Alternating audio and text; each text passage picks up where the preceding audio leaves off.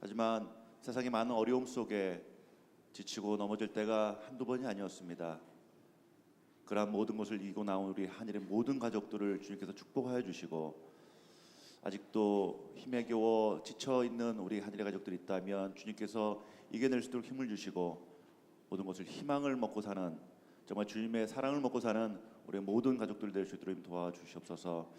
하나 앞에 머리를 숙여 항상 주님을 의지하고 주님만을 바라보며 나아가는 우리 모든 사람들 되길 또한 간절히 바랍니다. 하나님, 우리는 주님밖에 없습니다. 주님 지켜주시고 인도하여 주시옵소서. 오늘도 찬양을 통해 주님께 영광 돌릴 때 주님 기뻐 받아주시고 저희들은 그 은혜의 시간 될 수 있도록 주님 인도하여 주시옵소서. 모든 영광을 주님께 돌릴 때 예수님의 이름으로 기도드립니다. 아멘.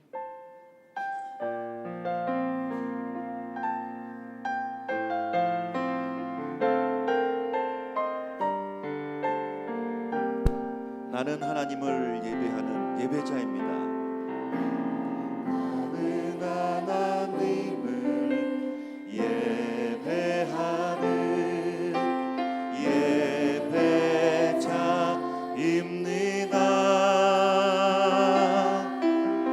내가 서 있는 곳 어디서나 하나님을 예배합니다.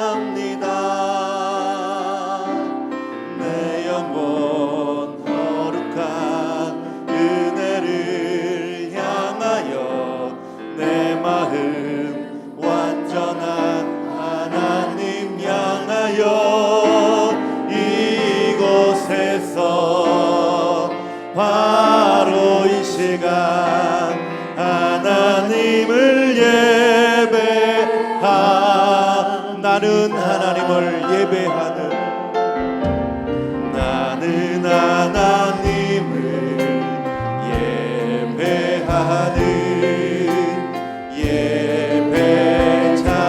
예배자입니다. 내가 서 있는 곳 어디서나 하나님을 예배합니다. 내 영혼 거룩한 은혜를 향하여, 내 마음 거룩한 하나님 향하여, 이곳에서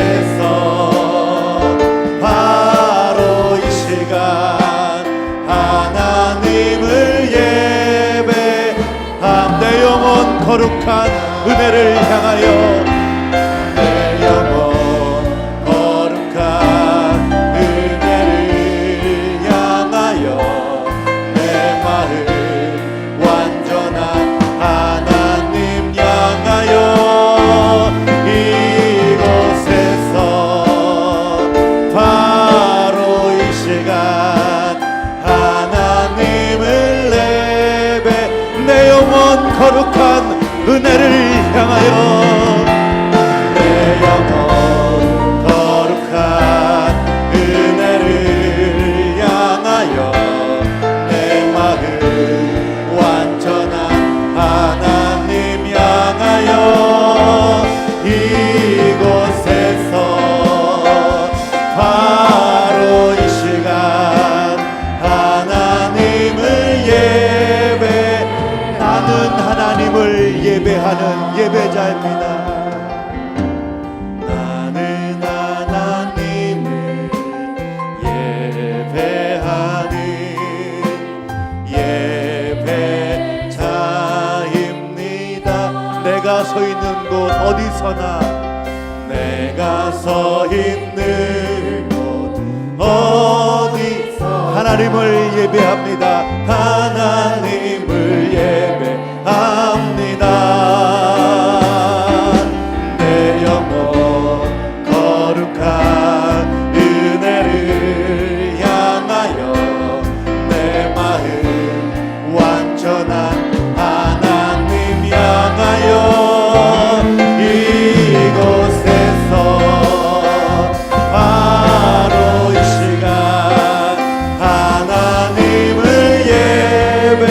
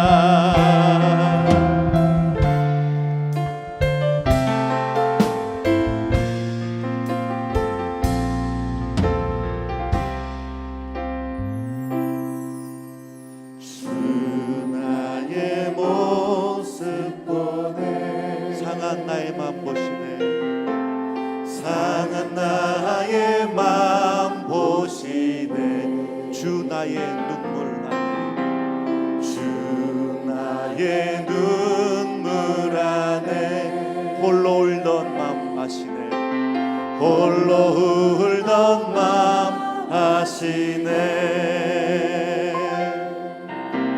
주 사랑 내게 있네 주 사랑이 날 채우네 주 은혜 내게 있네 그 은혜로 날 세우네 세상 소망 다 사라져가도 주의 사랑이 끝이 없으니 살아가는 이 모든 순간이 주 은혜 힘을 나는 주 나의 모습 보내 주 나의 모습 보내 상한 나의 마음 보시네 상한 나의 마음 보시네 주 나의 눈물 안에 홀로 울던 맘 아시네 주 사랑 내게 있네 주 사랑 내게 있네 그 사랑이 날 채우네 주 은혜 내게 있네 그 은혜로 날 세우네 세상 소망 다 사라져가도 주의 사랑이 끝이 없으니 살아가는 이 모든 순간이 주 은혜 힘을 나 세상 소망 다 사라져가도 세상 소망 다 사라져가도 주의 사랑은 끝이 없으니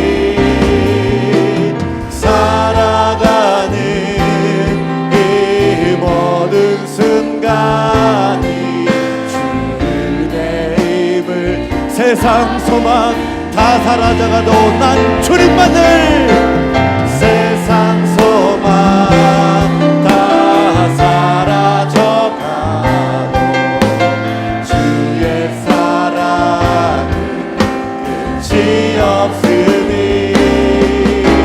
살아가는 이 모든 순간이 주 은혜 힘을 나 주네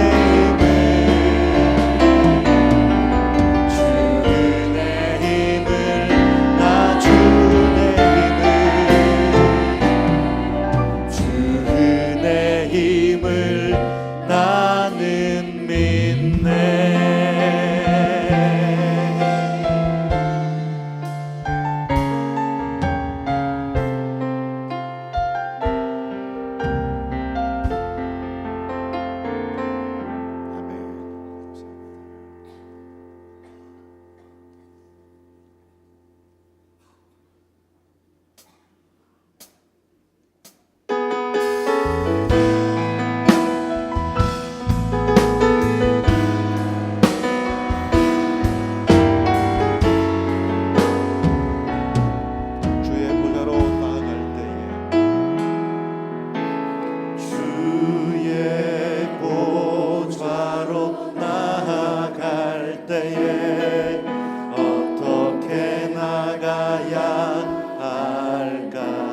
나를 구원한 주의 십자가 나를 구원한 주의 십자가 그것을 믿으며 가네.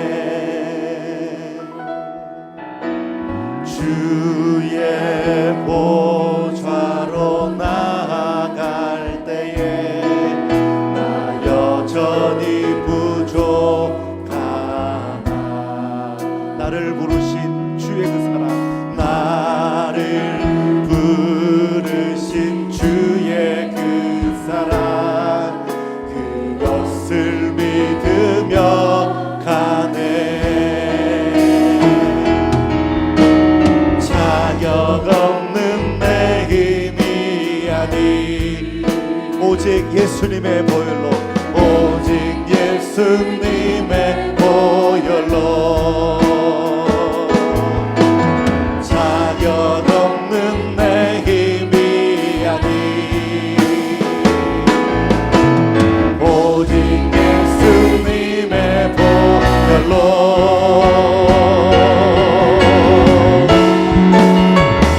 십자가의 보혈, 완전하신 사랑 힘입어 나아갑니다.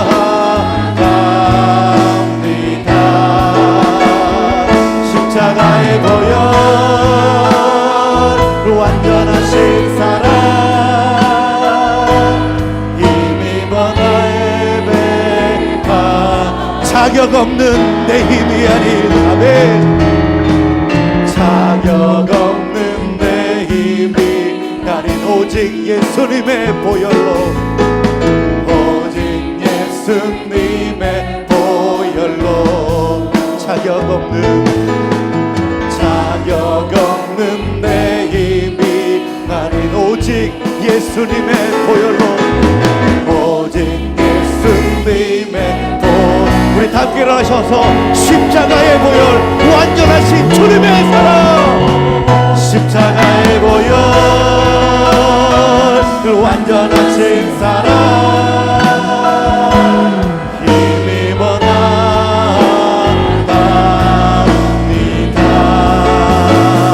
십자가의 보혈, 완전하신 사랑 힘입어 나에게. 십자가의 보혈, 십자가의 보혈, 완전하신 사랑 힘입어 예배합니다. 십자가의 보혈, 완전하신 사랑 힘입어 예배합니다.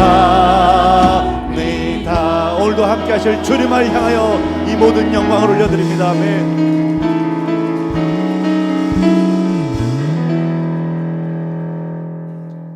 우리 함께 앞지자로 인사하겠습니다. 사랑하며 축복합니다. 인사하겠습니다.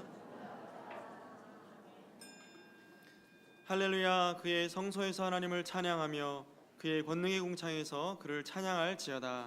아멘.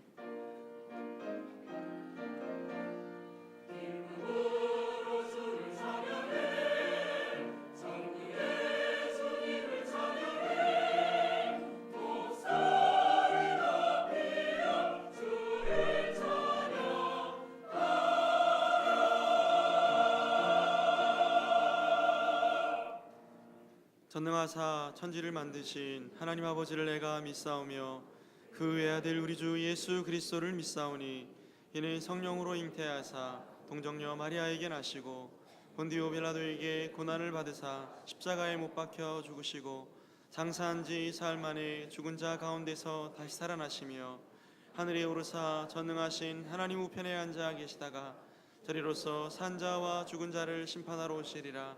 성령을 믿사오며 거룩한 공예와 성도가 서로 교통하는 것과 죄를 사하여 주시는 것과 몸이 다시 사는 것과 영원히 사는 것을 믿사옵나이다. 아멘. 한 주간의 삶을 돌아보며 참회의 기도를 드리겠습니다.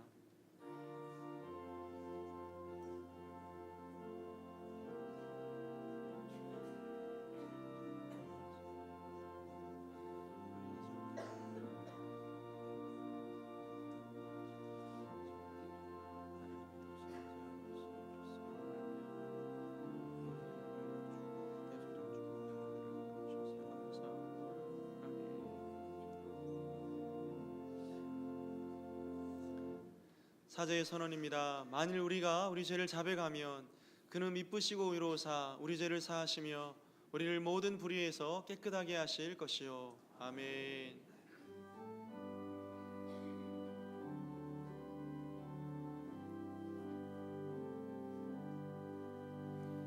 모든 영광을 하나님께, 모든 영광을 하나님께, 온 마음과 뜻 다해 주사모합니다. 모든 영광을 하나님께.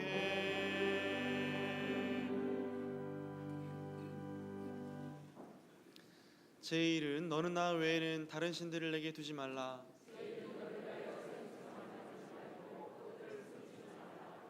제3은 너는 내 하나님 여호와의 이름을 망령되게 부르지 말라. 제5는 내 부모를 공경하라. 제7은 간음하지 말라. 제9는 내 이웃에 대하여 거짓 증거하지 말라. 아멘.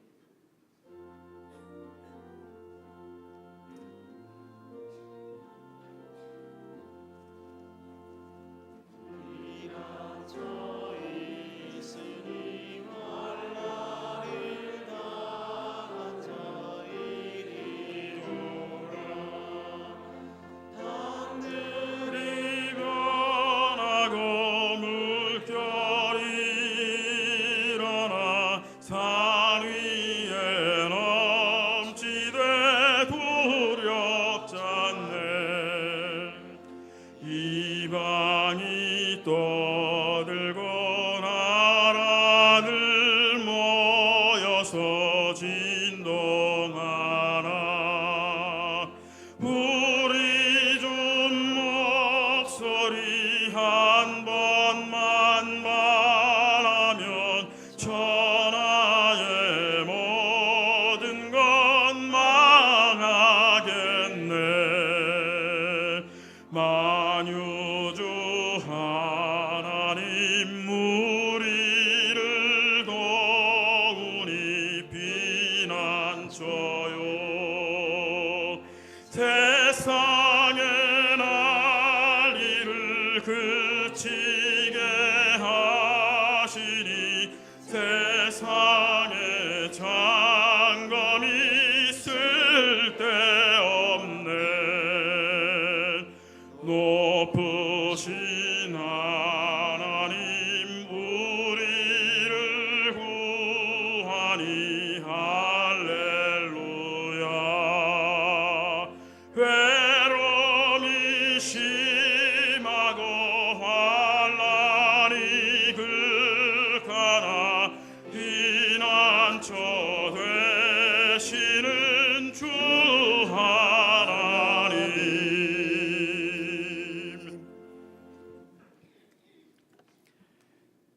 죄악 가운데로부터 저희들을 구원하시고 새 생명을 허락하신 주님, 죄인들을 주님의 귀한 잔에 부르사 거룩한 예배에 동참하게 하옵시고 은혜 받게 하시오니 무한 감사를 드리옵나이다. 흑암의 권세 아래 헤매이던 죄인의 모습 그대로 주님 기도하오니 허물 많고 죄 많은 저희들을 용서하여 주시옵소서. 새해를 맞이한 지도 한 달여가 지나가지만 여전히 이전에 제약된 습관을 버리지 못하고 정욕과 욕망을 쫓아 행하기를 즐거워하는 자신을 생각할 때 주님 앞에 예배하고자 하는 모습이 심히 거짓되고 부끄러움을 이 시간 고백하오니 주님 용서하여 주시옵소서. 자복하고 회개하는 자들의 기도를 들으사 주님의 사랑의 빛을 우리들 심령에 비추사 어둠을 이기고 참 빛으로 나오는 이 한 시간 귀한 시간 되게 하여 주시옵소서. 연약해진 저희들의 마음을 주님의 강한 팔로 붙드사 세일을 행하며 살기에 부족함이 없게 하여 주시옵소서. 믿음과 소망이 넘치게 하시고 주님의 몸된 교회를 위하여 최선을 다하며 충성을 다하는 일꾼 되게 하시고 말씀에 순종하는 삶으로 살아가게 하여 주시옵소서. 이웃을 돌아보는 삶을 살게 하시며 상처를 입고 어려움을 겪는 이웃을 돌아보는 좋은 벗이 될 수 있는 그리스도인이 되게 하여 주시옵소서. 능력의 주님, 주께서 세우신 한일교회를 통하여 성령의 불길이 타오르게 하여 주시옵소서. 새롭게 세우신 오기강 담임 목사님께 성령의 갑옷을 덧입히사 주께서 쓰시고자 하시는 대로 반석 위에 세운 교회 되게 하시고 그 터를 통하여서 지역사회에 죽어가는 많은 영혼들을 구원하는 방주의 역할을 온전히 감당하여서 주께서 원하시는 대로 많은 생명들을 구원하는 한일교회 되게 하여 주시옵소서. 또한 민족 복음화와 세계 열방의 복음 증거의 역사가 크게 일어나서 주님께서 택하시고 세우신 교회마다 성령의 큰 능력이 임하게 하여 주시옵시고 성령의 불길이 타오르는 대한민국의 모든 교회 되게 하여 주시옵소서. 기관마다 새롭게 세우신 귀한 주의 종들을 기억하여 주시고 축복하사 저들을 통하여서 주님의 교회가 반석 위에 든든히 세워지게 하옵시며 주의 나라가 날마다 확장되어지는 놀라운 역사가 있게 하여 주시옵소서. 맡은 자들에게 구할 것은 충성이라고 하셨사오니 주께서 주신 직분을 인하여 더욱더 눈물을 흘리며 무릎 꿇는 자들이 되게 하여 주시옵소서. 주님, 주님의 나라의 미래가 되고 우리들의 미래가 되는 청년들이 지경을 넓히고자 인도네시아로 단기 선교를 떠나고자 준비하고 있습니다. 모든 순서와 일정 가운데 주께서 동행하여 주시옵시기를 간절히 소망하옵나이다. 많은 것을 보고 몸소 느끼며 배우고 건강한 모습으로 돌아오게 하여 주시옵소서. 그리하여 주님 나라 확장을 위하여 영혼 구원을 위하여 크게 사용되지는 귀한 주님의 아들 딸들이 다 되게 하여 주시옵소서.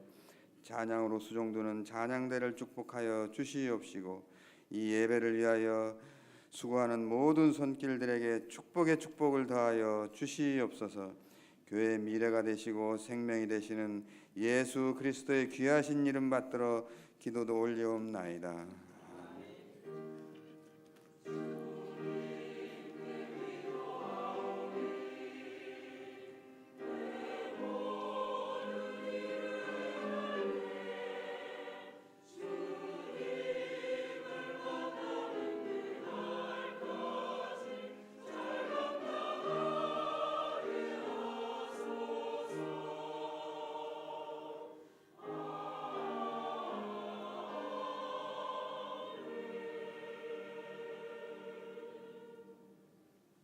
함께 일어나서 오늘 하나님의 말씀을 받겠습니다. 오늘 우리에게 주시는 하나님 말씀은 요한계시록 1장 1절로 7절 말씀입니다.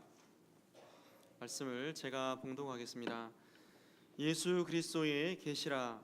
이는 하나님이 그에게 주사 반드시 속히 일어날 일들을 그 종들에게 보이시려고 그의 천사를 그 종 요한에게 보내어 알게 하신 것이라. 요한은 하나님의 말씀과 예수 그리스도의 증거 곧 자기가 본 것을 다 증언하였느니라. 이 예언의 말씀을 읽는 자와 듣는 자와 그 가운데 기록한 것을 지키는 자는 복이 있나니 때가 가까움이라. 요한은 아시아에 있는 7 교회에 편지하노니 이제도 계시고 전에도 계셨고 장차 오실 이와 그의 보좌에 앉아 앞에 있는 7 영과 또 충성된 증인으로 죽은 자들 가운데서 먼저 나시고 땅의 임금들의 머리가 되신 예수 그리스도로 말미암아 은혜와 평강이 너에게 있기를 원하노라. 우리를 사랑하사 그의 피로 우리의 죄에서 우리를 해방하시고 그의 아버지 하나님을 위하여 우리를 나라와 제사장으로 삼으신 그에게 영광과 능력이 세세토록 있기를 원하노라. 아멘. 볼지어다 그가 구름을 타고 오시리라. 각 사람의 눈이 그를 보겠고 그를 찌른 자들도 볼 것이요 땅에 있는 모든 족속이 그로 말미암아 애곡하리니 그러하리라. 아멘. 아멘.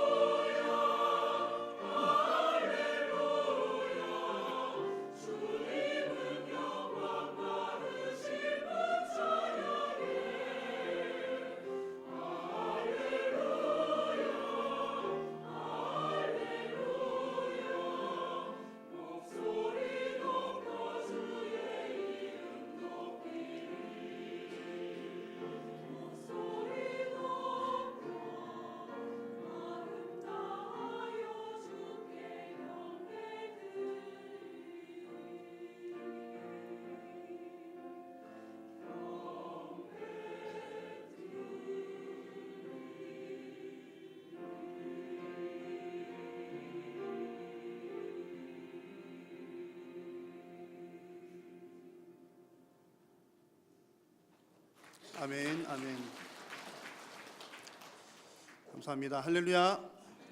오늘 우리가 함께 드리는 이 예배를 우리 하나님께서 기뻐 받으시기를 소망합니다. 우리가 드리는 예배가 정말 하나님 입장에서 하나님께서 받으시는 예배를 우리가 올려드려야 할 줄로 믿습니다. 여러분 마음과 정성을 다해서 우리 하나님 앞에 서시는 시간 되시기를 바랍니다. 여러분 혹시 명품 시계 가지고 계십니까? 명품 시계. 저는 한 3천만 원 정도 하는 시계를 딱 한 번 본 적이 있습니다. 어디서 봤냐면 프랑스 파리 뿌랭땅 백화점에서 봤습니다. 더 정확하게 말씀드리면 그 3천만 원 정도 하는 시계를 직접 본 시간보다 거기 아래 나와 있는 가격표를 본 시간이 좀 더 길었던 것 같습니다. 왜냐하면 처음에 제가 보고서 눈을 의심을 했거든요. 300만 원도 아니고 유로로 쓰여 있었는데 이렇게 계산을 해보니까 3천만 원 정도가 되는 거예요. 이게 무슨 일인가 몇 번이나 확인을 했었습니다. 그런데 실제로 그런 시계가 있는 것을 제 눈으로 똑똑하게 확인을 했습니다. 비슷한 시계를 또 본 적이 있는데요. 중국에서 봤습니다. 가격은 3만 원 정도. 짝퉁 시장 너무나 비슷하게 생겼죠. 중국의 유명한 짝퉁 시장에 가면 없는 게 없다고 그럽니다. 그리고 뭐 만들어 달라 그러면 뭐 며칠 이내에 뭐든지 다 만들어낸다고 그럽니다. 대단한 능력이죠. 제가 볼 때 그래서 저는 이제 명품, 짝퉁 구분을 할 줄도 모르고 또 이런 걸 잘 모릅니다. 지금도 잘 모르는데 제가 너무나 잘 모르는 상태 무지한 가운데 제가 어느 지인에게 한번 명품을 사용하시는 분인데 이런 질문을 한번 드린 적이 있습니다. 아니 왜 그렇게 비싼 걸 쓰시냐고. 똑같이 생긴 짝퉁 가격도 저렴하고 또 짝퉁 중에서도 좋은 것은 꽤 쓸만하다고 하는데 왜 굳이 그렇게 비싼 명품을 쓰십니까? 라고 물었더니 그분은 짧게 한마디 대답을 하시더라고요. 자존심입니다. 그렇게 자존심입니다. 처음에는 제가 무슨 말인지 이해를 잘 못했어요. 아니 뭐 짝퉁 쓰면 자존심이 깎이는가? 그런 생각 잠깐 들었지만 얘기를 나누다 보니까 짝퉁을 쓴다고 해서 자존심이 낮아진다는 그런 의미가 아니라 진품, 명품을 사용하는 것에 대한 기쁨이 있고 그것을 사용하는 데 대한 자존감이 있다는 그런 얘기였습니다. 뒤늦게 제가 알고 보니까 제가 잘 몰랐더라고요. 저는 그냥 무조건 비싼 것이 명품인 줄 알았는데 그러지 않다는 것을 뒤늦게 좀 알았습니다. 명품이라고 하는 것이 무조건 비싸다고 명품이 아니라 비싼 것이 명품이 아니라 정말 오랜 전통을 가지고 있고 그리고 또 세계적인 인지도를 가지고 있는 것, 그런 것들이 바로 명품에 속한다는 그런 얘기를 뒤늦게 알게 됐습니다.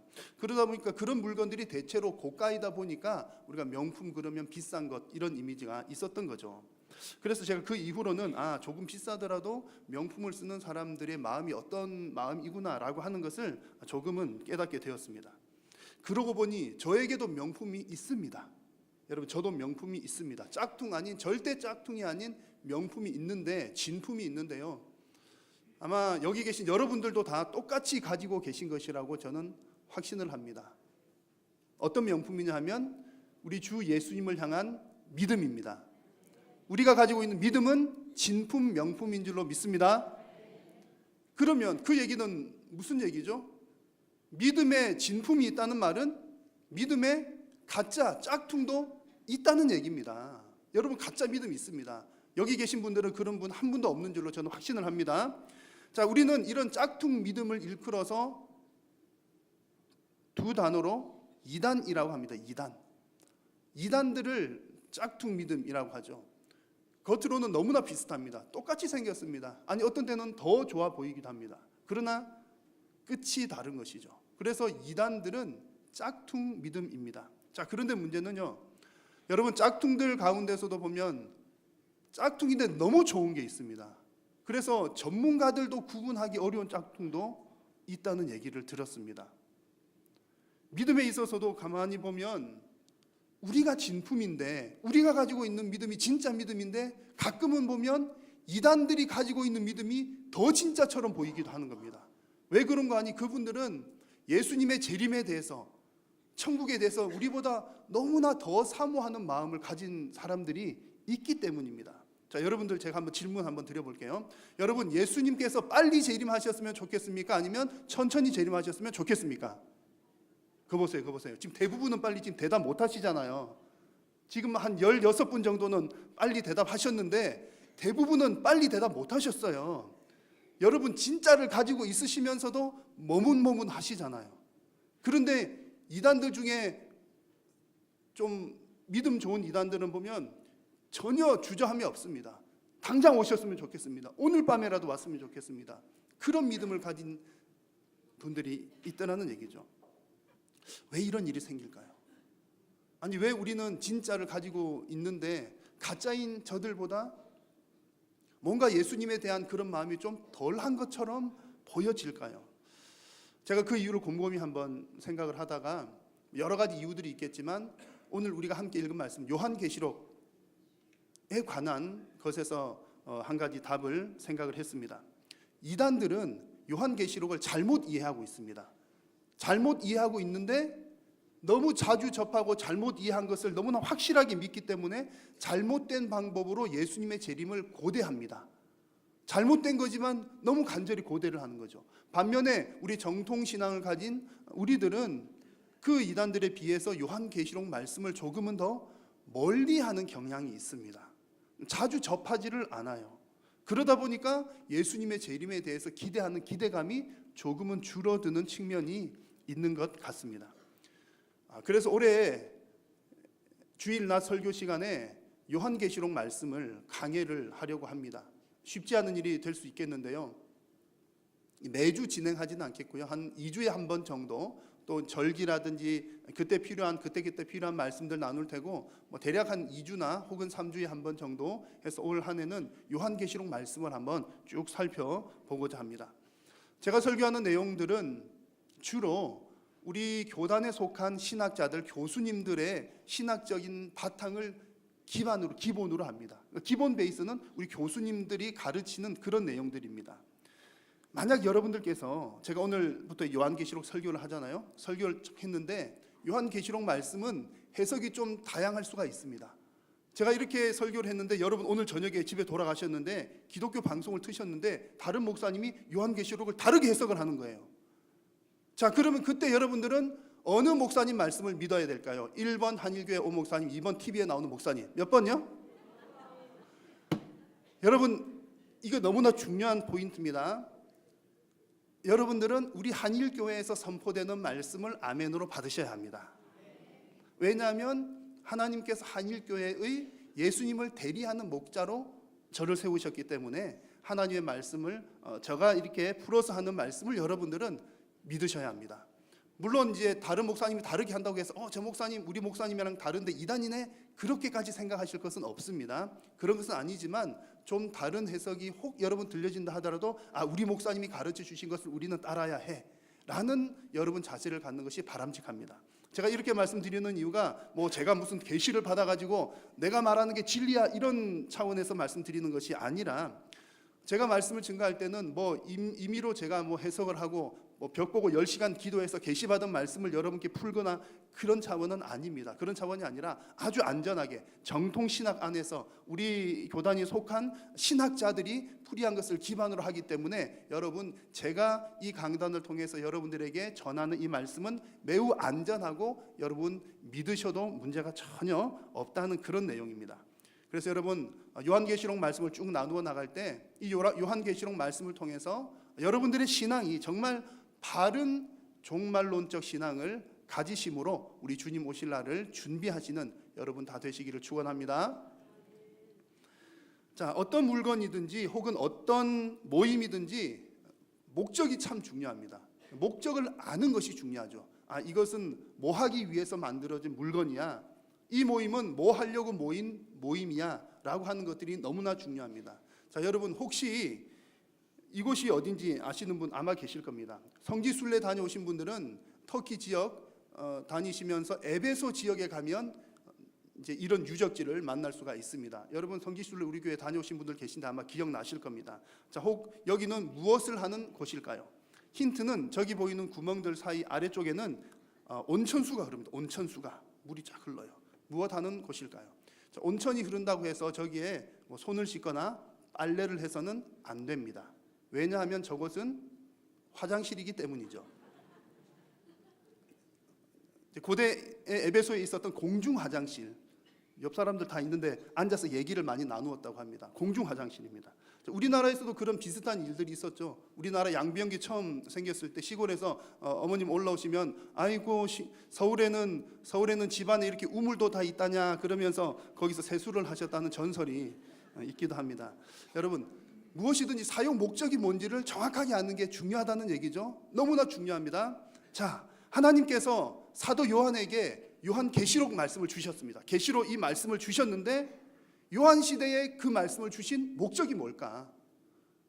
그리고 이 말씀이, 오늘 읽은 말씀이 2000년 전에 요한을 통해서 주신 말씀이지만 오늘 이 시대를 살아가는 저와 여러분, 우리 교회에도 동일하게 주시는 말씀입니다. 그러면 우리에게 주시는 목적이 뭘까? 여러분, 그거 아는 것이 가장 중요하다는 얘기입니다. 그것에 대한 확실한 답을 여러분 가지셔야 합니다. 자, 그 답에 대한 내용이 4절 5절 말씀을 통해서 우리가 찾을 수 있는데요.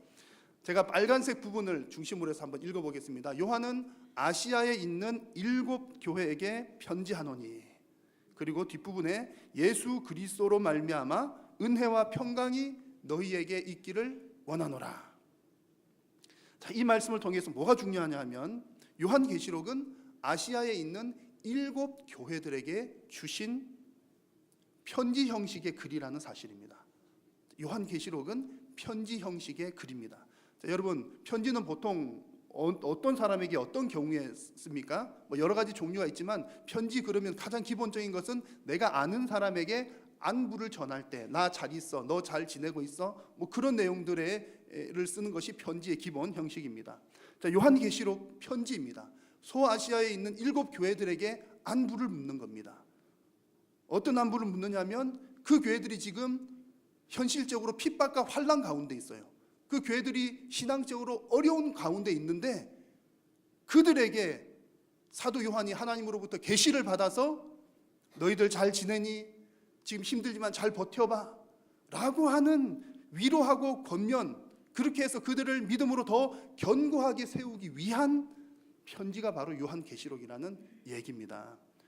그래서 이 편지를 받은 성도님들은, 아시아에 지낸 그 7 교회 성도님들은 편지를 받아서 서로 이렇게 말씀을 돌려가며 읽는 겁니다. 내가 읽고 옆에 있는 안무기 집사님 읽어봐, 권사님 읽어봐요. 그리고 옆에 있는 교회, 에베소 교회, 빌라델비아 교회, 무슨 교회 돌아가면서 이 편지를 다 읽으면서 위로를 받는 겁니다. 자, 그렇다면 여러분, 너무나 쉬운 질문을 한 가지 드려보겠습니다. 여러분, 이 요한계시록이 편지 형식으로 쓰여진 글이라면 편지를 쓰신 분이신 하나님께서는, 사도 요한을 통해서 주신 것이지만 하나님이 쓰신 거잖아요. 하나님께서는 이 편지를 받는 7 교회 성도들이 알아듣게 쓰셨을까요? 못 알아듣게 쓰셨을까요? 당연히 알아듣게 쓰셨겠죠. 자, 이 말씀이 오늘 우리에게도 하나님께서 주시는 말씀이라고 우리는 믿습니다. 그렇다면 이 요한계시록 말씀이 하나님께서 우리에게 이렇게 말씀해 주실 때 우리로 하여금 알아듣게 하려고 쓰셨습니까? 못 알아듣게 하려고 쓰셨습니까? 당연히 알아듣게요. 그러면 요한계시록 말씀을 우리도 충분히 알아들을 수 있다. 심지어는 아이들도 이 말씀을 읽고서 이해할 수 있다. 물론 이제 시대적인 차이와 문화적인 차이 때문에 해석의 어려움들이 어느 정도 있기는 하지만 기본적으로 이 요한계시록이라고 하는 것이 수수께끼나 못 알아먹게 쓰여진 책은 아니라는 사실이 분명합니다. 자, 그런데 왜 제가 이 말씀 드리냐면, 너무나 당연한 이 얘기를 왜 말씀드리냐면 S라고 하는 이단에서는 터무니없는 주장을 하기 때문에 그렇습니다. S2단은 신천지를 말하는 건데 이건 비밀입니다. 혹시 이제 제가 신천지 얘기했다가 신천지에서 신고할까봐. 네, S 그러면 신천지입니다. 예, S2단의 교주 이모 씨는 터무니없는 주장을 하는데요. 뭐라고 주장하냐면 이 요한계시록 말씀은 모른다, 아무도 모른다, 사도 요한도 모른다, 그런 얘기를 하는 겁니다. 그런데 그 근거를 이상한 데서, 엉뚱한 데서 근거를 가져오는데, 어디 근거를 가져오냐면 요한복음 16장 12절에 보면 예수님께서 제자들에게 하시는 말씀입니다. 내가 아직도 너희에게 더 이를 것이 많으나, 할 말이 많지만 지금은 너희가 지금 감당하지 못하리라, 너희가 다 못 알아들을 거다, 그런 얘기를 제자들에게 하는 말입니다. 그래서 이 S교단에서, 신천지에서 하는 얘기는 뭐냐면 예수님께서 많은 것을 말씀하시지 않은 채 하늘로 올라가신 후에 나중에 사도 요한을 통해서 다 말씀을 했다는 겁니다. 그리고 그때 제자들에게 다 말 못한 것을 사도 요한에게 말을 했고, 그런데 그 요한도 하나님께서 계시로 준 것을 깨닫지 못하고 감당하지 못하고, 제자들이 감당하지 못하는 것을 요한도 감당하지 못하고, 오직 S2단의 교주인 이모씨만 그것을 감당할 수 있다, 나만 계시록 풀 수 있다, 이렇게 주장을 하는 겁니다. 말이 안 되는 얘기죠. 이제 이런 주장은 사실 얼마나 터무니없냐면 간단하게 두 가지만 봐도 엉뚱한 말이라는 것을 알 수가 있습니다. 좀 전에 예수님께서 하신 말씀 그 다음 구절에 어떤 구절이 나오냐면, 그러나 진리의 성령이 오시면 그가 너희를 모든 진리 가운데로 인도할 것이다, 예수님께서 말씀하셨습니다. 제자들에게 너희가 지금은 내가 하는 말 다 못 알아들을지도 몰라, 너희가 다 감당할 수 없어, 내가 할 말 더 많은데 너희들이 지금 충분히 다 이해를 못할 거야. 하지만 오순절 성령이 임하시면, 진리의 영이 오시면 너희들이 그때는 성령께서 너희로 하여금 진리를 깨닫게 해주실 거야. 예수님이 그런 맥락에서 하신 말씀이거든요. 그런데 이 S2단에서는 하는 얘기가 다 모르고 나만 풀 수 있다, 그렇게 엉뚱하게 해석을 하는 겁니다. 그리고 또한 이 잘못 해석하고 있는 두 번째 이유는 기본적인 국어 실력만 있어도 성경은 잘못 해석하지 않아요. 분명히 요한복음에서 하시는 말씀은 예수님께서 제자들에게 하신 말씀입니다. 요한계시록은요, 사도 요한을 통해서 7 교회에게 주시는 말씀이에요. 받는 사람, 받는 대상이 다 다르지 않습니까? 그런데 이단들은 이것을 교묘하게 겹쳐가지고 짬뽕시켜서 이상하게 엮어서 마치 그런 것인 양 얘기를 하는 겁니다. 그러면서 제자들이 감당하지 못할 것이다라고 했던 것을 엉뚱한 사도 요한한테, 또 혹은 7 교회들한테 감당하지 못할 것이다, 그렇게 얘기를 하는 겁니다. 여러분, 중요한 것은 이 요한계시록은 사도 요한도 모르는 상황 가운데에서 멍하니 계시를 받은 게 아니라는 얘기입니다. 사도 요한은 그 7 교회의 상황을 너무나 명확하게 알고 있었습니다. 고통당하고 얼마나 성도들이 어렵게 사는지 힘들게 사는지 잘 아는 가운데 하나님 주신 계시를 쓴 것이 요한계시록이라는 얘기죠. 그들의 상황은 분명합니다. 환난과 핍박이 있는 그런 상황입니다. 자, 그렇다면 그런 상황 가운데 이 편지를 쓰는 이유가 명확하잖아요. 환난과 핍박이 있는 사람한테 왜 편지를 쓰죠? 너희 더 고난받아라, 더 힘들게 살아라? 그럴 리가 없죠. 너희들 조금만 더 힘을 내어라, 그런 목적으로 쓴 겁니다. 자, 4절 5절 말씀 뒷부분 5절 보시면 은혜와 평강이 너희에게 있기를 원하노라. 그러니까 요한계시록을 통해서 주시고자 하는 메시지의 아주 중요한 목적은 그들로 하여금 은혜와 평강 가운데 있게 하는 것, 그것이 요한계시록의 중요한 메시지입니다. 그런데 수많은 이단들은 이렇게 분명한 목적이 있음에도 불구하고 목적을 잘 모르거나 왜곡을 합니다. 그래서 성도들로 하여금 엉뚱한 것에 어떤 영적인 자극을 받게 하는 거죠. 예수님이 언제 오실까? 어떻게 오실까? 몇 날 몇 시에 오실까? 여러분 그런 거 궁금하시잖아요. 저도 사실 그런 거 좀 알면 좋겠다 싶거든요. 만약 여러분들 이런 일들이 많이 있습니다. 제가 이제 여러분들에게 축복을 합니다. 목사가 이제 여러분 축복을 하니까 권사님 복 많이 받으십시오. 그러면 그냥 아멘 하시기도 하지만 마음속에서 어떤 마음이 들죠? 언제쯤 복을 받을까? 오늘일까? 내일일까? 또 우리 성도님들 부자 되시는 거 좋아하니까 부자 되십시오. 그러면 목사님 언제쯤 될까요? 1년 뒤일까요? 2년 뒤일까요? 10년 뒤일까요? 하나님은 그거 알기를 원하실까요? 모르기를 원하실까요? 제가 하나님이라도 그거 안 알려줍니다. 너 5년 뒤에는 부자 될 거야. 그러면 저는 지금부터 5년 동안 뭐 하며 살죠? 놀면서 살죠. 5년 뒤에 부자 될 건데 5년 딱 견딜 만큼만 돈을 빌리든지 뭐 하든지, 그렇죠? 너 3년 뒤에 죽을 거야. 혹은 죽을 뻔하지만 절대 안 죽을 거야. 그러면 저는 3년 동안 뭐 하죠? 운동도 안 하고 많이 먹고 그냥 대충 살죠. 죽을 뻔하더라도 안 죽을 걸 아니까. 하나님께서는 그걸 원하시는 게 아니라는 얘기입니다. 하나님께서 우리에게 분명히 복을 주시기를 원하고 뭔가를 알기를 원하시지만 언제 그때 그것을 알리는 것이 하나님의 목적은 아니라는 얘기입니다. 그런데 우리는 자꾸 그런 데 관심을 갖죠. 그런데 궁금합니다. 그러니까 이단들은 자꾸 그것을 자극을 한다는 얘기입니다. 여러분 요한계시록에도 이런 요소들이 있기는 합니다. 어떤 일들이 일어날까? 그때의 징조는 무엇인가? 그러나 여러분 그것들은 요한계시록의 작은 기능에 불과합니다. 그것은 작은 한 부분이에요. 근데 이단들은 그것이 마치 요한계시록의 전체인 양 얘기를 하는 거죠. 가장 중요한 목적은 지금 환난 가운데 있는 그들을 위로하는 것이 중요한 목적이라는 사실을 여러분 잊지 마시기를 바랍니다. 그래서 3절 말씀에 나오는 표현처럼 이 예언의 말씀을 읽는 자와 듣는 자와 지키는 자가 복이 있다 그랬는데 왜 읽는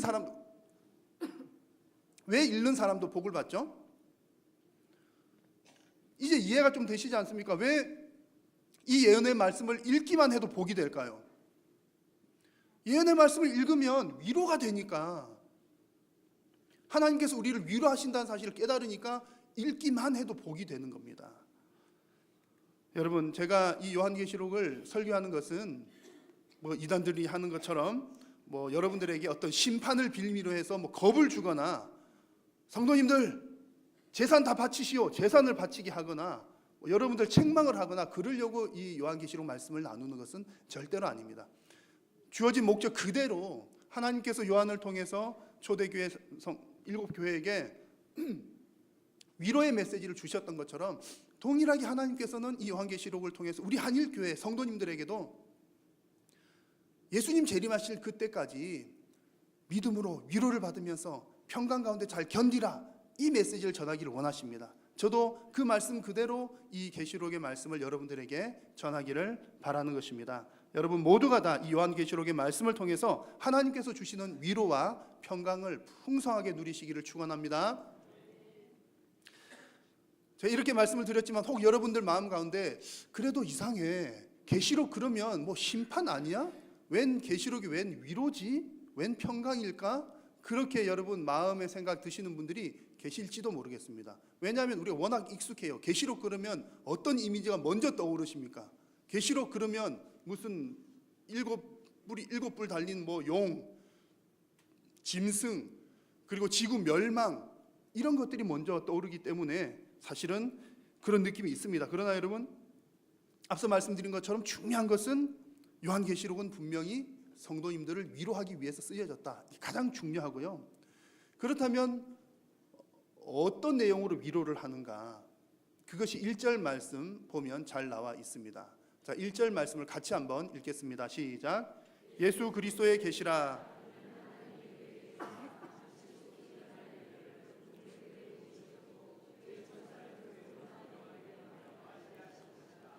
요한은 하나님의 말씀과 예수 그리스도의 증거 곧 자기가 본 것을 다 증언하였느니라. 아멘.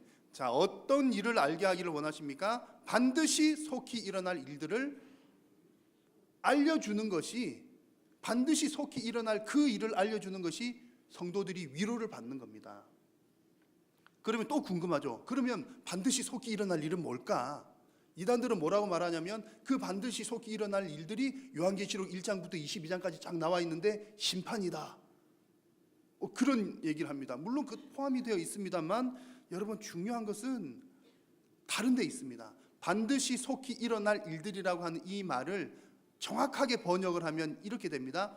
반드시 속히 일어나야만 하는 일들. 그러니까 하나님께서 우리에게 이것을 알려주기를 원하시는 거죠. 이런 일들이 반드시 속히 일어나야만 하는 일이야. 너희들 이것 좀 잘 알고 있었으면 좋겠어. 이 일이 반드시 일어날 거야. 이 말은 이 일은 반드시 일어나야만 해. 그게 더 정확한 번역입니다. 그러면 하나님께서 보여주고 싶으신 반드시 일어나야만 하는 그 일이 무엇인가? 여러분 결론을 먼저 말씀드리면 이렇습니다. 결론은 바로 완성된 하나님의 나라입니다. 하나님께서 성도들에게 보여주기를 바라시는 것은 반드시 속히 일어나야 될 일은 하나님의 나라가 완성되는 일이야. 그 일은 언제 완성됩니까? 예수님 재림하실 때, 종말 때, 심판의 날 때 이것이 완성이 되는 것입니다. 그래서 여러분 요한계시록이라고 하는 것이 미래에 일어날 일들이, 오늘은 이런 일이 일어나, 내일은 저런 일이 일어나, 모레는 저런 일이 일어나, 어떤 그런 시나리오가 요한계시록의 목적이 아니라는 사실을 잊지 마시기 바랍니다. 핵심은 그 모든 과정들을 통해서 하나님의 나라가 완성되는구나, 하나님은 우리로 하여금 그것을 알기를 원하시는 것이죠. 여러분 악한 세력은 심판을 당합니다. 그리고 하나님의 백성들은 승리를 하게 될 것입니다. 이 메시지를 초대교회의 7교회 성도님들이 들었을 때 얼마나 위로를 되었을까? 여러분 그거 한번 상상을 해보십시오. 이 7교회의 형편을 여러분들이 아신다면 충분히 상상이 가능합니다. 초대교회 성도님들은 너무나 신앙적인 박해를 많이 받았습니다. 잘 아시는 것처럼 로마 황제들은 신처럼 대우를 받기를 원했습니다. 그래서 신으로 숭배를 받았던 거죠. 그런데 그리스도인들은 숭배를 합니까 안 합니까? 안 하잖아요. 하나님만 섬겨야 하니까. 그런 말씀을 배워왔으니까. 그런데 로마 입장에서 볼 때는 괘씸한 거죠. 그래서 로마 정책을 잘 따르는 자들에게는 예를 들면 경제적으로 이런 겁니다. 은행에서 돈을 빌리려면 오늘날 우리 쉽게 예를 들어서 그런 겁니다. 1%로 보통 사람들한테는 이자를 받는 겁니다. 그런데 이 당시에 그리스도인들에게는 이자를 50%나 되는 이자를 받았던 겁니다. 그러면 그리스도인들은 로마 황제한테 숭배 안 하는 사람은 먹고 살 경제 활동 하지 말라는 말과 똑같은 거죠. 이런 경제적인 핍박이 있었다는 얘기입니다. 그뿐만이 아닙니다. 자, 여러분 이 그림이 어떤 그림인지 아마 아실 텐데 갑바도기아, 터키의 갑바도기아에 가면 데린쿠유라고 하는 곳에 있는 지하 도시입니다. 지하 도시. 깊이가 그 20층 정도 되는 깊이로 땅까지 이렇게 파고 들어가서 살았는데 기독교인들이 로마의 기독교 박해를 피해서 숨어서 신앙생활을 했던 곳입니다. 물론 이곳을 사용했던 용도나 그런 것들이 시대마다 달라지긴 했지만 기독교인들이 박해를 피해서 숨어 들었던 곳이 바로 이런 곳이라는 얘기죠. 로마가 그리스도인들을 핍박을 한 것은 시기마다 좀 차이는 있긴 합니다. 어느 황제 때는 핍박을 안 하기도 했고 그런 일들이 있었지만 대체로 네로 황제 때로부터 시작을 해서 디오클레시안 황제 때까지 거의 300년 정도 이른 기간 동안에 그리스도인들은 대단한 박해 가운데 살았습니다. 이 요한계시록을 쓰고 있는 사도 요한도 도미티안 황제 때에 말하자면 귀향을 가서 지금 반모섬에서 요한계시록을 계시를 받아서 쓰고 있는 그런 내용이죠. 그 당시의 역사가인 기독교 역사가인 유세비우스의 글에 보면 당시 이런 상황들이 좀 기록이 되어 있는데요. 이런 내용들이 있습니다. 도미티안 황제에 관한 내용입니다. 도미티안은 귀족들을 부정하게 처형했다. 그리스도인 귀족들을 처형하고 그들의 재산도 몰수하고 네로가 그랬던 것처럼 기독교인들을 정말 무자비하게 핍박을 했다. 그리고 이런 핍박의 시기에 사도 요한도 반모섬으로 보내졌다. 이게 그 시대의 역사가의 글입니다. 이야기입니다. 자, 여러분 이런 상황이다 보니까 만약 여러분들도 그런 상황이라면 어떤 마음이 들겠습니까? 지금은 로마 황제가 우리를 통치하고 있는데 제발 이런 통치에서 좀 벗어났으면 좋겠다. 제발 여기서 벗어나서 하나님께서 통치하시는 세상이 왔으면 좋겠다. 라고 초대교회 성도들은 간절히 소망을 했던 겁니다. 하나님의 나라가 오기를 소망하고 종말이 오기를 기대하고 하나님의 심판의 때가 속히 오기를 기대하면서 살았다는 얘기입니다. 그러므로 여러분 그들에게는 초대교회를 살았던 그 성도님들에게는 심판의 날이 위협의 날이 아니라 위로의 날이 되었던 것이죠. 잠시 후면 새하늘과 새 땅이 그들에게 주어질 것이기 때문입니다. 자, 여러분들은 예수님의 재림을 종말을 기대하십니까? 아니면 꺼려하십니까? 혹 우리들은 초대교회 성도님들처럼 그런 핍박이 많지 않기 때문에 초대교회 성도님들만큼 어떤 예수님의 재림 그리고 심판을 고대하지 않을지는 모르겠습니다. 그러나 요한계시록 말씀을 통해서 우리들에게도 주시는 근본적인 메시지는 똑같습니다. 하나님은 초대교회 성도들에게 반드시 속히 일어날 이런 일이야 라고 알기를 원하셨던 것처럼 저와 여러분들 우리들에게도 반드시 속히 일어날 일, 하나님 나라의 완성, 그 일이 속히 일어날 것이야 라고 하는 사실을 우리도 다 깨달아 알기를 원하고 계십니다. 그리고 똑같이 초대교회 성도님들이 그렇게 하나님 나라의 완성을 간절히 고대했던 것처럼 여러분들을 통해서 그 하나님 나라의 완성, 예수님의 재림의 때를 간절히 고대하기를 우리 주님은 기대하고 계십니다. 여러분 오늘 말씀에서 반드시 속히 일어날 이 일들은 하나님의 심판이고 우리 성도들 입장에서 볼 때는 위로의 날입니다. 여러분 현재를 살고 있는 성도님 여러분들에게도 하나님께서는 새 하늘과 새 땅을 허락하여 주실 것입니다. 혹여나 여러분 이 땅 가운데 살고 있는 동안 힘들거나 또 불편하거나 어려운 부분들이 있으시다면 오늘 주신 이 말씀을 기억하시면서 초대교회 성도들이 그랬던 것처럼 하나님의 온전한 통치가 이루어지는 하나님의 나라를 간절히 소망하시기를 바랍니다. 반드시 속히 일어날 일들을 간절히 기다리는 여러분 모두가 되시기를 축원합니다. 이제 마지막으로 한 가지 질문에 대한 답을 찾고자 합니다. 계속 우리가 궁금한 게 있죠. 그러면 완성될 하나님의 나라 그때는 언제일까? 계속 궁금합니다. 자, 7절 말씀을 같이 한번 읽겠습니다. 시작. 볼지어다 그가 구름을 타고 오시리라. 각 사람의 눈이 그를 보겠고 그를 찌는 자들도 볼 것이요 땅에 있는 모든 족속이 그로 말미암아 애곡하리니 그러하리라. 아멘.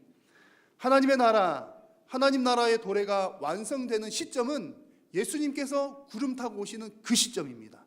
그날에 하나님의 나라가 완성이 됩니다. 요한계시록의 다른 말씀들도 대부분 그렇지만 이 구절 역시 참 해석도 분분하고 또 이단들이 나쁘게 많이 활용을 하는 그런 구절입니다. 자, 여러분들에게 한 가지 질문을 드려볼게요. 좀 전에 읽은 말씀에서 예수님께서 구름 타고 오신다는 이 말씀은 문자적으로 해석해야 할까요? 비유적으로 해석해야 될까요? 1번 문자적, 2번 비유적. 성경은 어떤 부분은 문자적으로 해석을 해야 되는 부분도 있고 어떤 부분은 비유적으로 해야 되는 부분도 있습니다. 그래서 좀 어려운 거죠.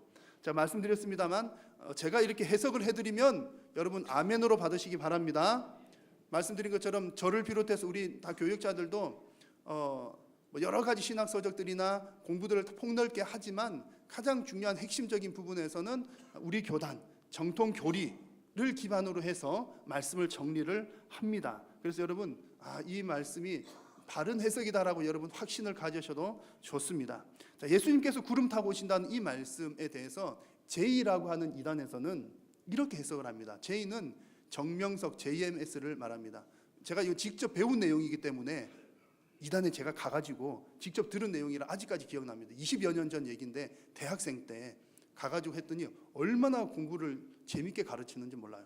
그래서 딱 3일 지나고 보니까 이단이구나 라고 하는 것을 이제 알게 됐죠. 왜냐하면 워낙 보수적인 신앙에서 하다 보니까 그런 느낌이 오는 겁니다. 어쨌든 이 JMS라고 하는 데서는 이 구름을 어떻게 해석을 하냐면 구름을 사람들로 해석을 하는 겁니다. 물론 이단들도 다 할 때는 성경 어딘가에서 근거를 가지고 옵니다.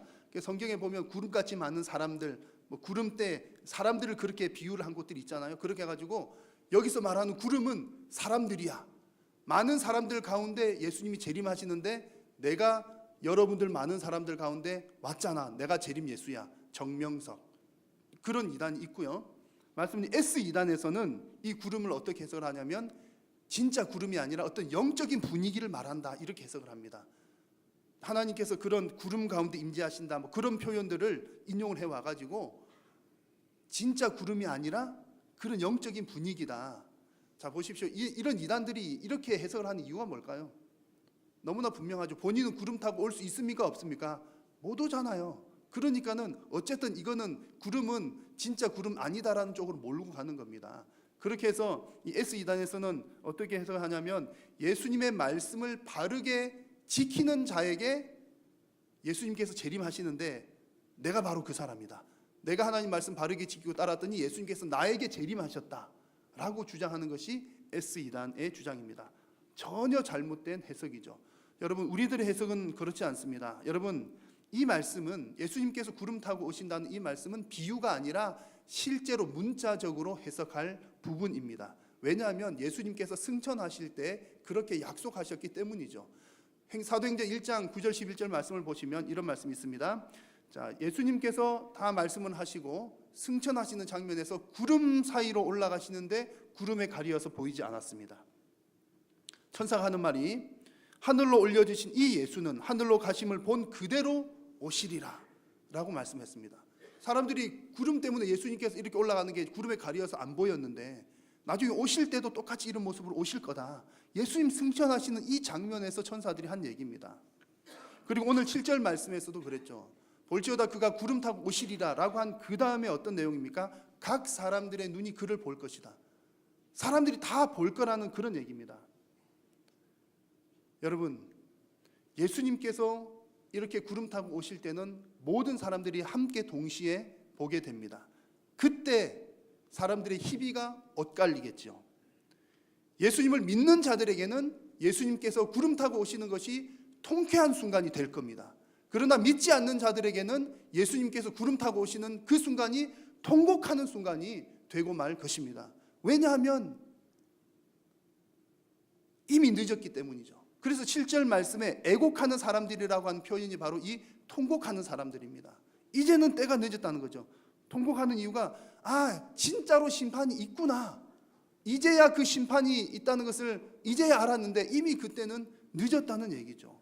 여러분, 예수님께서 뭐라고 말씀하시냐면 보라, 내가 속히 오리니 내가 줄 상이 내게 있어 각 사람에게 그가 행한 대로 다 갚아줄 것이다, 이렇게 말씀을 하십니다. 구름 타고 오실 예수님께서는 속히 오실 것이라고 말씀하십니다. 그리고 속히 와서 각 사람이 행한 대로 갚아줄 것이라고 말씀을 합니다.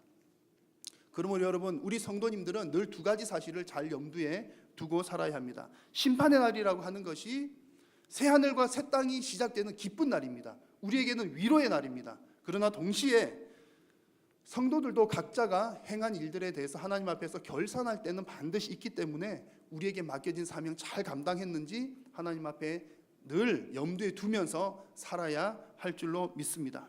자, 여러분, 예수님께서 실제로 구름 타고 오실 줄로 믿으십니까? 반드시 그러하실 것입니다. 그래서 여러분, 예수님께서 오시기 전에 이 땅 가운데 살다가 여러분 열받는 일도 많으시고 마음 상하는 일도 많으시고 또 뭐 초대 교인들처럼 그 정도는 아니지만 마음 괴롭고 환난과 핍박과 어려움들 여러분 있지 않으시겠습니까? 여러분, 그러하실 때마다 이런 믿음으로 예수님께서 다시 오실 것이라는 이런 믿음으로 하늘에 있는 구름을 한번 쳐다보십시오. 구름을 쳐다보시면서 이렇게 외치십시오. 마라나타, 주 예수님 오시옵소서. 여러분, 초대교회 성도님들이 이렇게 서로 인사를 했습니다. 마라나타, 주님 오시옵소서. 그들이 얼마나 삶이 어렵고 힘들고 환난 가운데 있었으면 서로 이런 인사로 서로 위로를 주고 받았던 것입니다. 여러분, 예수님 다시 오실 그날까지 예수님의 오심을 간절히 소망하시면서 위로를 받으시고 믿음으로 승리하시는 여러분 모두가 되시기를 축원합니다. 기도하겠습니다. 하나님, 감사합니다. 오늘도 저희들의 예배를 받으셔서 감사합니다. 사랑하는 우리 성도님들, 주님 다시 오실 날을 간절히 고대하며 믿음으로 인내하며 기다리는, 위로 가운데 기다리는 사랑하는 모든 성도님들 되게 하여 주옵소서. 예수님의 이름으로 기도드립니다. 아멘. 네, 교회 소식 전하겠습니다. 장례 소식이 있습니다. 우리 오교구 장진숙 집사님의 부친이신 일남전도의 장병호 집사님께서 어제 새벽에 소천하셨습니다. 장병호 집사님 부인은 이어전도의 임순희 집사님이시고요. 우리 장진숙 집사님의 부친이신데 어제 새벽에 소천하셨습니다. 장례식장은 뉴타운 장례식장이고 오늘 입관 예배를 교회에서 3시 30분에 출발하도록 하겠습니다. 장진숙 집사님과 가족들을 많이 위로해 주시기를 바랍니다. 작은 목자 훈련원에서 성경 통독학교 1기와 1회기와 2회기를 이번 돌아오는 토요일과 다음 주 토요일에 진행을 합니다. 겨울에 2번, 여름에 2번 참여하시면 성경을 일독을 하실 수가 있습니다. 전혀 어렵지가 않습니다. 돌아오는 27일 토요일에 교회에 9시에 오셔서 저녁 6시까지 앉아만 계시면 됩니다. 다 이렇게 성경 들으면서 쭉 읽으시면 되니까 아침 9시에서 저녁 6시 토요일로 시간 잡은 것은 직장 다니시는 분들도 꼭 오시라고 잡았습니다. 그래서 전혀 힘들지 않게 앉아만 계시면 되니까 이번 주 토요일에는 창세기에서 룻기까지, 다음 주 토요일에는 사무엘상에서 에스더까지, 여름에는 나머지 구약의 서신서, 예언서들, 그리고 또 한 번은 신약 성경, 이렇게 해서 일독을 진행하도록 하겠습니다. 여러분, 하나님 말씀 읽는 것에 열심을 내시기를 바랍니다. 그리고 이제 수료하신 분에게는 여름 말쯤 가서 수료증도 드리도록 하겠습니다. 교육위원회 모임 있는 것 광고 참고해 주시기 바라고요. 상반기 장학금 신청을 받습니다. 지난해와 우리 장학금 신청하는 것이 약간 바뀌었습니다. 지금 바뀐 것 2가지인데요. 하나는 장학금 지급하는 시기가 조금 앞당겨졌습니다. 학생들이 실제로 학교 등록금 내는데 도움을 주기 위해서 장학금 지급 시기를 조금 앞당겼고요. 또 하나는 장학금을 받고자 하시는 본인이 직접 신청을 하셔야 된다는 겁니다. 그래서 내가 뭐 신청을 해도 될까 안 될까 그런 염려는 마시고, 신청을 한다고 다 드릴 수 있는 것은 아니지만 장학구에서 잘 이렇게 선별을 해서 드리지만 필요하신 분들은 직접 신청을 해주시고, 혹시 또 개인이 머뭇거리는 분 계시면 옆에서 좀 이렇게 권유를 하셔도 좋겠습니다. 한번 장학금 신청 한번 해보십시오. 이렇게 권유를 하셔도 좋겠습니다. 신청에 관한 자격 조건들과 내용들은 주보와 또 각 층의 게시판에 게시가 되어 있으니 잘 참고를 해주시면 감사하겠습니다.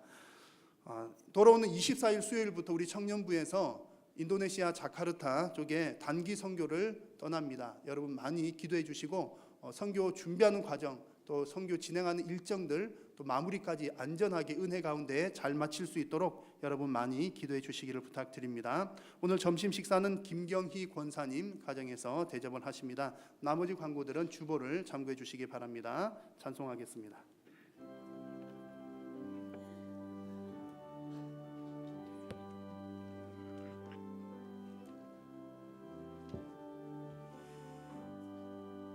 환난과 핍박 중에도 성도는 신앙 지켰네. 이 신앙 생각할 때에 기쁨이 충만하도다. 성도의 신앙 따라서 죽도록 충성하겠네. 혹중에 매인 성도나 양심은 자유지 얻었네. 우리도 고난 받으면 죽어도 영광 되도다. 성도의 신앙 따라서 죽도록 충성하겠네. 성도의 신앙 본받아 원수도 사랑하겠네. 인자한 언어 행실로 이 신앙 전파하리라. 성도의 신앙 따라서 죽도록 충성하겠네.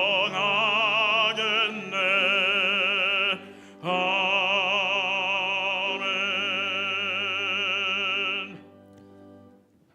하나님, 오늘 이 시간 부족한 종들로 하여금 살아계신 하나님께 예배할 수 있도록 인도해 주셔서 감사합니다. 사랑하는 성도님들, 주님 앞에 나오면서 우리의 마음과 정성을 다하여 우리의 신앙의 고백을 담아 주님 주신 은혜에 감사하며 10의 1조를 구별하여 드리고, 선교와 건축과 장학과 구제 또 여러 가지의 제목들로, 또한 우리에게 주신 은혜에 감사하며 각가지 감사의 제목들로 하나님 앞에 올려드립니다.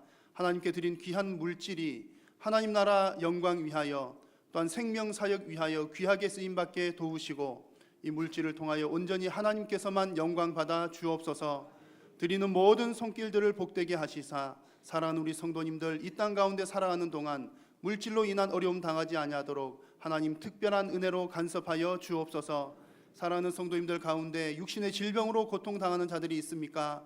하나님께서 치료하여 주시고 하나님께서 온전케 하여 주옵소서. 혹 하나님의 뜻이 있어 우리 육신 가운데 질병을 가지고 있어야 할지라도 믿음으로 인내하며 믿음으로 끝까지 하나님 앞에 서는 사랑하는 성도님들 다 되게 하여 주옵소서. 한 주간도 저들이 살아가는 삶의 모든 형편들 가운데 성령 하나님 동행하여 주시고, 사랑하는 성도님들 오직 하나님만 의지하며 믿음으로 승리하는 한 주간의 삶이 되게 하여 주옵소서. 부족한 저희들을 통하여 성삼위 하나님께서 온전히 영광 받으시옵기만을 간절히 빌고 원하오며 우리를 구원하신 예수님의 이름으로 기도드립니다. 아멘. 주 예수 그리스도의 은혜와 하나님 아버지의 크신 사랑과 성령의 교통하심이 주님 다시 오실 날을 믿음으로 간절히 고대하며 살기를 결단하고 소원하는 사랑하는 모든 믿음의 권속들 머리 위에 이제로부터 영원토록 함께 있을지어다. 아멘.